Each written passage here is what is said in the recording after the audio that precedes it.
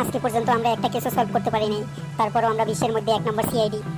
Sir এই কারণেই তো আমরা কোনো কেস পাই না। আরে অভিজিৎ, একটু সবুর করো, সবুরে লেওয়া ফলে। হ্যালো, হ্যাঁ হ্যাঁ হ্যাঁ, ঠিক আছে ঠিক আছে। অভিজিৎ, সুখবর আছে তো? কি বলেন স্যার? কেস পেয়ে গেছি তো আমরা। ও মাই গড! ফেরডিক্স, তুমি রেডি তো? আমি সবসময় রেডি স্যার। এখন তো আমাদের দয়ার প্রয়োজন স্যার। আমি ফোন করতেছি দয়াকে। স্যার, দয়ার তো ফোন বন্ধ আছে। চলো তাহলে দয়ার বাড়িতে যাই। দয়া, দয়া কি বাড়িতে আছো?